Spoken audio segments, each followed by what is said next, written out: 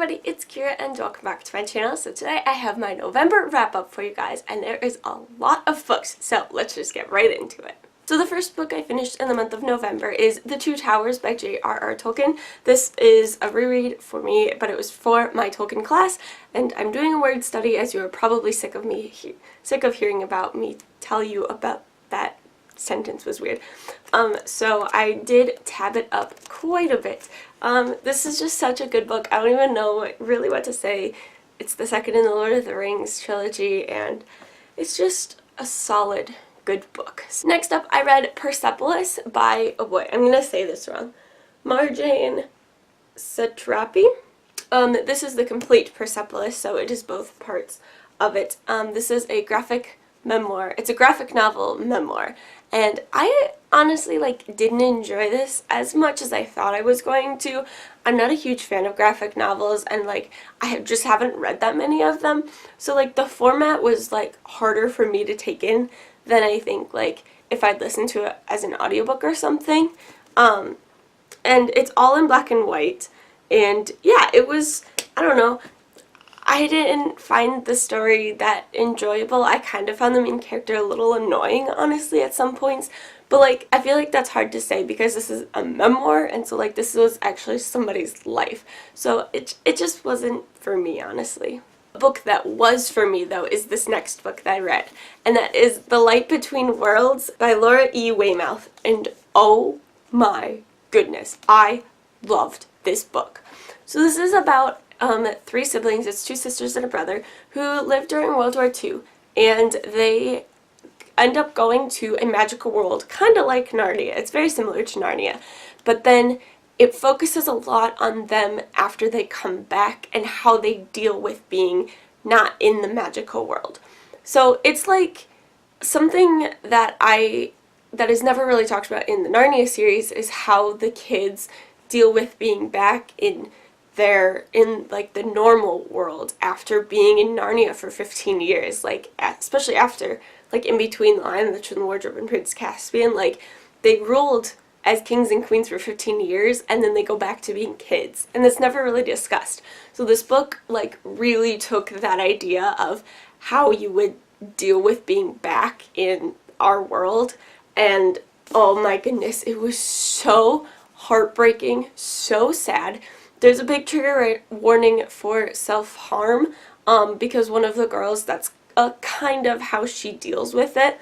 And so the plot of the book, the first half follows one sister as she's trying to deal with things, and then she ends up going missing. And so the second half deals with the other sister and how she's dealing with things, and then how she deals with her sister's disappearance and trying to figure out what happened to her sister. And it was just so beautiful. There was so much emotion in this book. There was so much angst and trying to figure out your place in the world after you've been to another world that maybe you felt more at home there. Do you feel more at home here?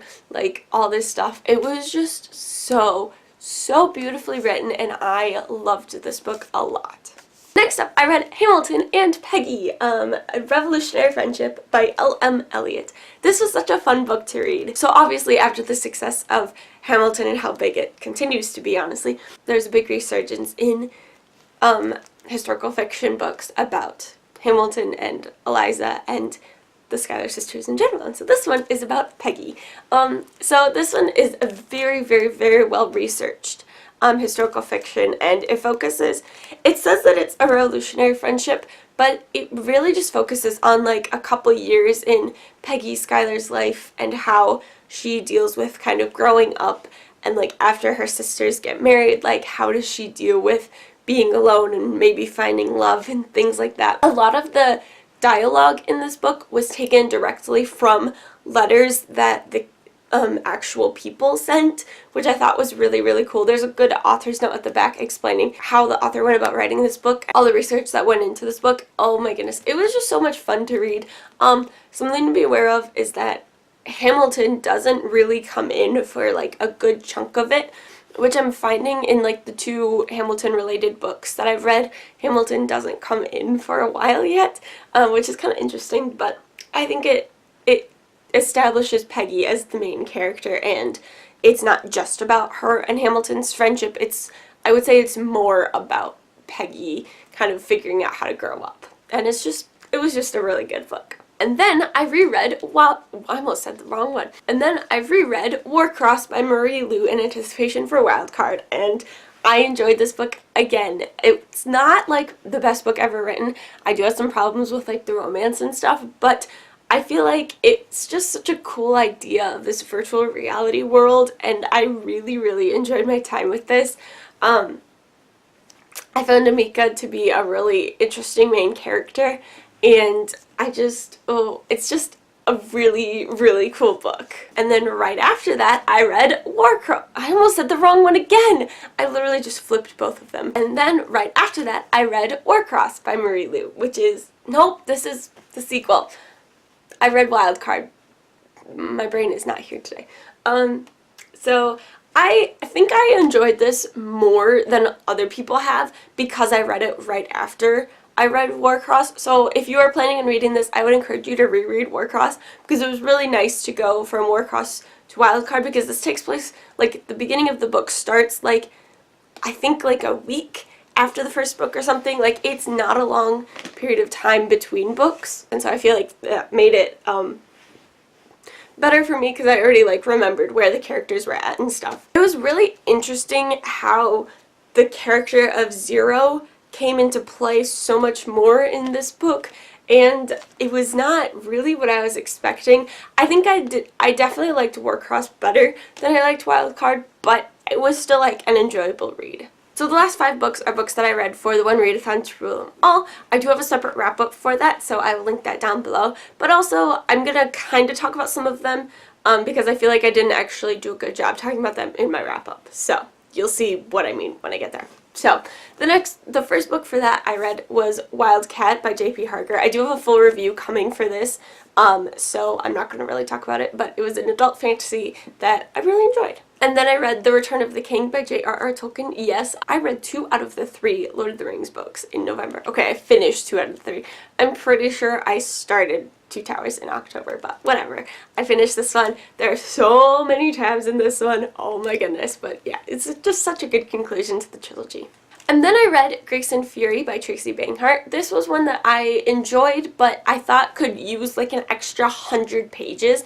I feel like it was almost too fast-paced in some ways, and I would have liked just a little bit more time to like slow things down a little bit more, because it just felt like it was a little rushed. But it was a really interesting concept, and I'm intrigued to read the sequel. And then I read Ash Princess by Laura Sebastian, and I loved this book. Something I said in my vlog that I forgot to say in my wrap-up of the readathon was this book focuses a lot on like what you are willing to do for your people. So the main character, her country has gotten taken over years ago, and so she is the princess of her old country, but now she's just kind of kept as this prisoner and made to do and go along with the country that's invaded her, and the reason it's called Ash Princess is because she's forced to wear this crown that like crumbles into ash as she wears it.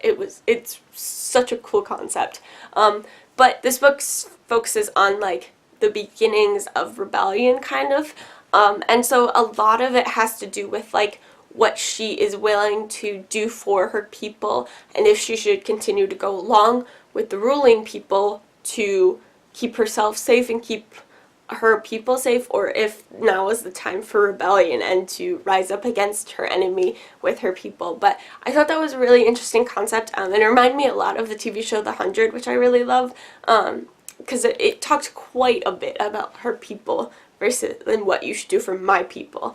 And who my people really is. So it was really cool. This book also has elemental magic in it, which was cool because I haven't actually read a ton of things with elemental magic. So that was a really interesting part to it. But yeah, I really enjoyed this, and I'm looking forward to the sequel for this one. And then the last book was a reread of An Ember in the Ashes, which is my favorite book of all time, so I'm not really going to talk about it. So there you have it. Those are all of the books that I read in November. It was quite a lot, but I'm really happy with my reading because I enjoyed pretty much all of the books that I read. So thank you guys so much for watching this video. I hope you enjoyed. If you want to follow me on social media, all my links in the description as always. Comment down below, let me know what you guys read in the month of November. Have you read any of these books that I've mentioned? I'd love to chat with them in the chat with you about them in the comments below. So thank you again for watching, and I'll see you next time.